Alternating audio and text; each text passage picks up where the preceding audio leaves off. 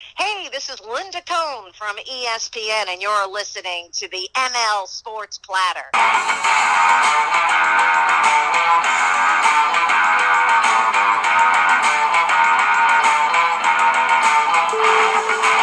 Back with you, the ML Sports Platter. Awesome to have you aboard via Spotify, Google Podcasts, and Apple Podcasts. You can, of course, download, subscribe, leave feedback, and a 5-star review. That stuff goes an awfully long way. Thanks for the support. We are presented by Bryant and Stratton College, Brian Comboy of Mass Mutual, New York State, and Timberbanks Golf Club, the only Nicholas design in New York State. Make sure you go to timberbanks.com and get your 2019 membership today. Well, it's been a just crazy period of time, obviously in college basketball. The bracket is out, and I've been pumping out some podcasts here, but let's keep it going with a very special guest, someone who has just done great work for a very long time. Syracuse.com, the Post-Standard, Syracuse basketball insider and reporter. You can follow her on Twitter at Donna Ditota, the number 1. That's at Donna Ditota, the number 1. She's, of course, a former Bonnie's basketball player, so we share that, being alums of the school. And we are also Golden Retriever enthusiasts. However, she's a Red Sox fan, and that's where the similarities stop. Donna, welcome in. How are you? Thanks very much, Mike. Are you okay? I know you keep the objectivity higher than the subjectivity, but our Bonnies, man, did they come close? Well, yeah, I mean, having a 15-point lead in the first half against the number 6 seed in the A-10 final, it's just a little tough to take when you lose that game. So it was a rough go there in the second half. They just could not score. Yeah, it was brutal. The freshmen, I think, that was probably the spot where Adam Welsh and Kyle Lofton, Ocean got in foul trouble in the beginning, and it was kind of like one of those, okay, here's the championship game, and you hope that they can learn from it. And their future is obviously bright. That trio is really, really good, Donna. Yeah, I agree. I love the guards, and I think the big guy is going to be good. I mean, as soon as he got the 3 fouls in the first half, it was just, the second half was going to be tough for him just because he was not going to be able to really contest the way he likes to contest and the way they want him to contest. And St. Louis was really good around the basket in the second half. All right, let's dive into the big bracket here. The play-in games, obviously, and then the official field of 64 on Thursday. Just how you drew it up, Donna. Syracuse at 9:57, huh? Salt Lake City. What do you make of the Orange here as an 8 seed? I had no doubts they were getting in. Many others did not. But what about this matchup with Baylor, the 8-9 here, for the right to probably play Gonzaga out there in Salt Lake? Yeah, you know what? Baylor has been a little bit of an up-and-down team this year. They were in the middle of the season. They were really, really good. I mean, they beat Oklahoma State, Texas Tech, West Virginia, Alabama, Oklahoma, TCU. They had like a 6-game winning streak going there in the middle of the season, and even toward the end of the year. I mean, they beat Iowa State, which I think is a really good team. They beat Texas, which is a pretty good team, and then they finished the season with 4 straight losses. Also, really good teams, and they were close against Oklahoma State, but none of those other games were they really all that close.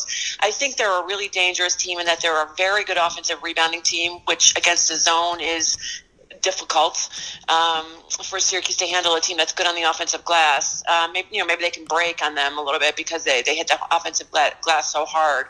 They're not a great free throw shooting team. They're a pretty good or an okay 3-point shooting team, but they're a team of really good athletes, and I think it's going to be a tough game for Syracuse.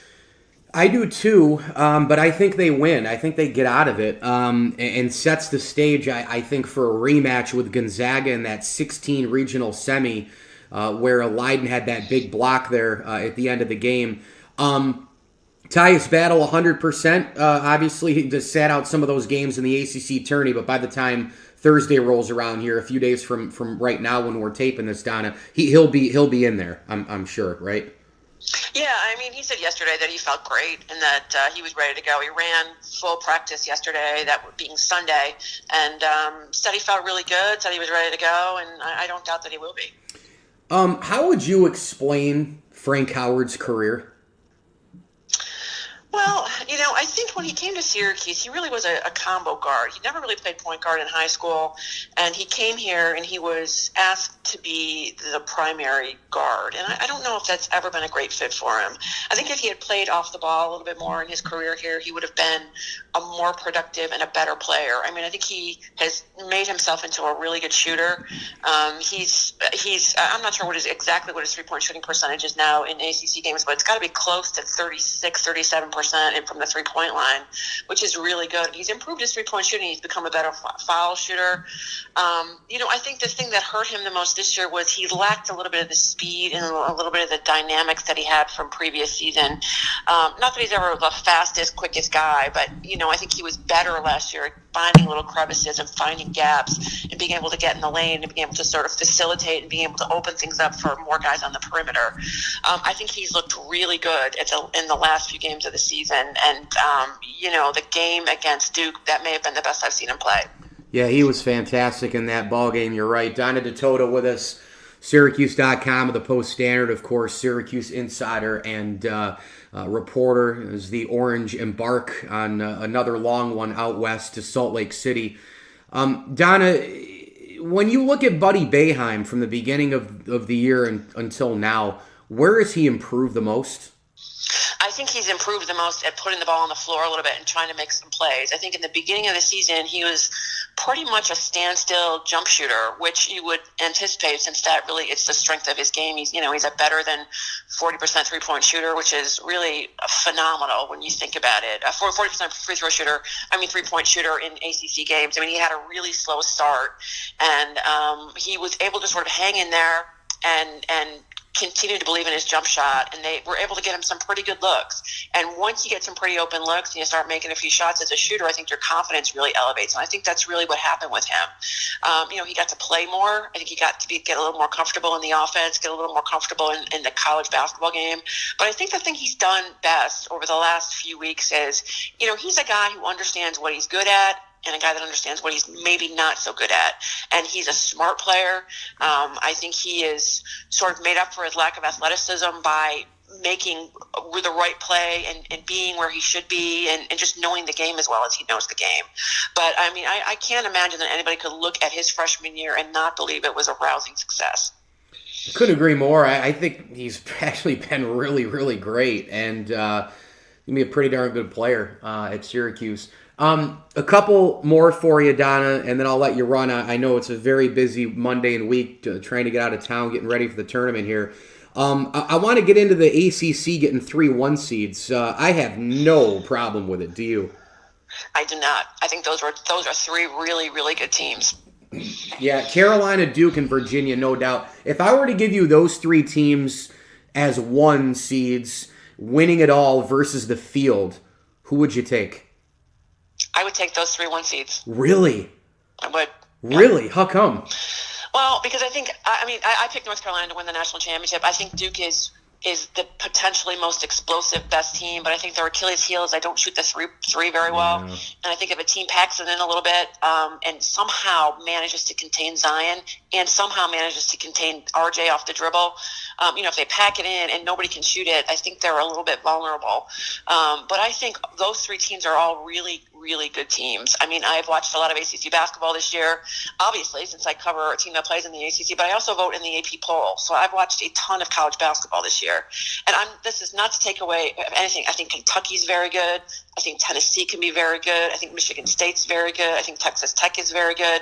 And I think there's going to be a team that comes out of nowhere this year, and like there is every year, and is able to sort of make some noise in the postseason here in the NCAA tournament. But I just feel like those 3 teams are really solid teams. They all can score, which is important. And Virginia's best scoring team, I think. And they all guard you. Maybe North Carolina not as much or Duke not as much as Virginia does, but I think that they can all lock down and guard you when they need to.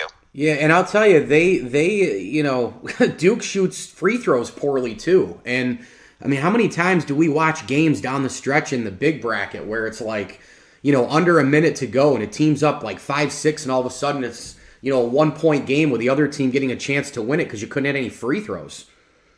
Yeah, I mean, part of it, too, is who you get on the line during that part of the time of the game, too. True. So I think Duke will be smart enough to figure out who to get the ball in whose hands at that time of the year, or that time of the game. But yeah, poor free throw shooting certainly is an issue for them as well, yeah. Yeah. They're not as bad as Syracuse, but they're not great either. Yeah, for sure. Battle and Brissett back to Cuse for one here, and then I got to go back to the bracket, and then I'll let you run. Is their NBA stock dropping from this year at all, do you think? Or is it about the same as last year at this time? I think Tyus for sure is about the same as it was last year. O'Shea, I haven't really gotten a great feel. I know that in the beginning of the season, there were NBA teams that were intrigued by him. I'm not sure if he did enough this year to maintain that intrigue. I mean, I think the most disappointing thing about O'Shea is that he didn't really shoot the three that well this year, and I think he's fully capable of it. I think he's got a nice jump shot. I don't know why the ball's not going down, but it's just not.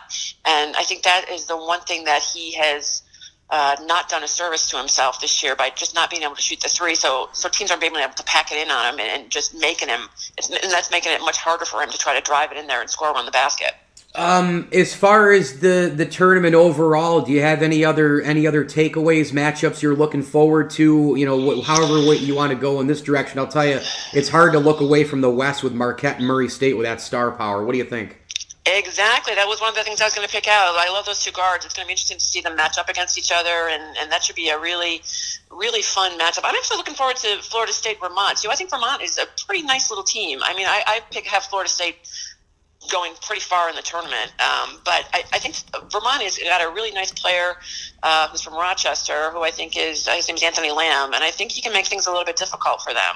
I love Buffalo's team. I love watching them play. They're so tough. They get after it. They have some scoring lapses here and there, but I really think that they're a tough-minded, tough physical team. It'll be interesting to see what happens in a bunch of other regions too. I mean, there's always an upset here or there, and I'm curious to see what that upset will be. Yeah, I think so too. We share the alum thing with Bonaventure, and we also are golden retriever obsessed. Any news on your pup? I think just celebrated a birthday, right? He was just 8 years old. Yes, wow. He was. And just moments ago, he was just sitting next to me here, and we were looking at the bird feeder in my backyard, and the super smart squirrel that has been able to figure out how to climb on the bird feeder upside down and eat out of the alleged squirrel-proof bird feeder. So that's what part of our morning has been up to. I'm surprised that did your dog not go crazy anymore at an older age, or what? No, he just isn't really. He's never been all that interested in the squirrels. I mean, we've got groundhogs back here that he's super interested in, but the squirrels, he's just like, squirrels, whatever. He'll watch them, but he's just like not that interested. Cooper is into all of it, let me tell you. Donna Ditota does a great job covering Syracuse basketball for Syracuse.com of the Post-Standard. Get her on Twitter at Donna Ditota, the number 1. Donna, appreciate the time. Safe travels out west, and let's see what the Cuse does. Appreciate it. All right, thanks. Talk to you soon, Mike.